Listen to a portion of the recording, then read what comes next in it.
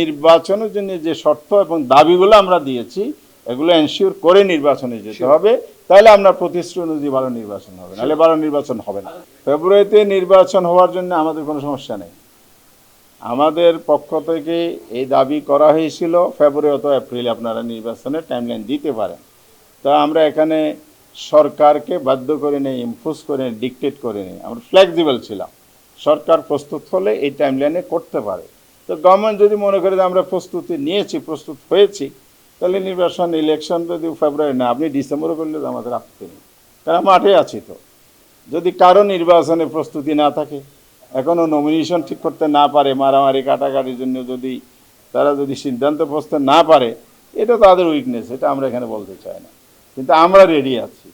কিন্তু নির্বাচনের জন্য যে শর্ত এবং দাবিগুলো আমরা দিয়েছি এগুলো এনশিওর করে নির্বাচনে যেতে হবে, তাহলে আমরা প্রতিশ্রুতি অনুযায়ী ভালো নির্বাচন হবে, নাহলে ভালো নির্বাচন হবে না। ওয়ালটন এখন দেশের সীমানা পেরিয়ে পৌঁছে গিয়েছে 50টিরও বেশি দেশে।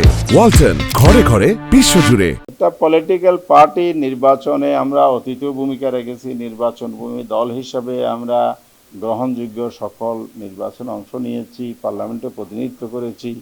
এগুলো এগুলো আপনারা জানেন। সেই হিসাবে আমরা 300 আসনে প্রার্থী দিয়ে মাঠে ময়দানে আমরা জনগণের কাছে যাচ্ছি, আমরা জনমত গঠনের কাজ করছি। একটা পার্টি ইলেকশনের মাঠে থাকা, প্রস্তুতি নেয়া, এটা মিন করে না যে আমি ইলেকশনে না যাওয়ার জন্য এটা করছি। আমি ইলেকশন যাওয়ার জন্যই প্রস্তুতি নিচ্ছি। তাহলে এখানে এই কথা বলার সুযোগ নাই। আবার পিআর ছাড়া যাবো কিনা এটা যদি প্রশ্ন আমরা সামনে আনি, তাহলে এখানে আমাদের বক্তব্য স্পষ্ট। এটা একটা বেটার পদ্ধতি, উত্তম পদ্ধতি বলে আমরা মনে করি। জনগণ মনে করছে, জনগণ চাইলে অবশ্যই সরকারকে এটা মানতে হবে। এই জন্য আমরা ইলেকশনে যাব না এই প্রশ্নটা এখনো ম্যাচিওর টাইম আসে নাই, সময় এটা কথা বলবে। আমরা আশাবাদীর জায়গা থেকে বলতে পারি, আপনাদেরকে আশ্বস্ত করছি, ইনশাআল্লাহ আমরা জনমত ক্রিয়েট করে জনগণের মত হিসাবে সরকার যেন এটা মেনে নেয়, সেই পর্যায়ে আমরা দাবি দাওয়া নিয়ে মাঠে একদিকে নির্বাচনের প্রস্তুতিও আমার এই জনমত গঠনের অংশ হিসেবে কাজ করবে। মাঠে ময়দানে আমরা সেই পিআর নিয়ে আমাদের ক্যান্ডিডেটরা যখন মানুষের ক্যাম্পেইনে যায় এই বক্তব্য তুলে ধরছে। সেই জন্য আমরা মনে করি সবাই চাওয়া না চাওয়া এটা বিষয় না, জনগণের চাওয়া না চাওয়া বিষয়। এটা কি জাতির জন্য কল্যাণকর? এটা কি জনস্বার্থ হবে? না আমার দলের জন্য আমি একটা স্ট্যান্ড নিলাম, যেনতেনভাবে ক্ষমতায় আসবো, আবার কেন্দ্র দখল, পুরানো স্টাইলে ইলেকশন করে আমি একটা পার্লামেন্টে জিতবো।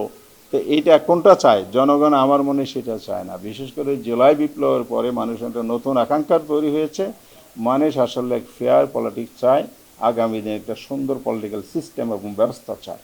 সেই জায়গা থেকে আমরা মনে করি বাংলাদেশে এখন যারা পিআরের পক্ষে মত দিচ্ছেন রাজনৈতিক দল হিসাবে, সে জামায়াত ইসলামী সহ বাংলাদেশের টোটাল পলিটিক্যাল পার্টি ঐক্যমত্য কমিশনে তাদের প্রস্তাব দিয়েছে এবং রাজনৈতিক প্ল্যাটফর্ম থেকেও তারা একসাথে হয়ে এক প্ল্যাটফর্ম থেকে এই বক্তব্য তুলে ধরেছেন।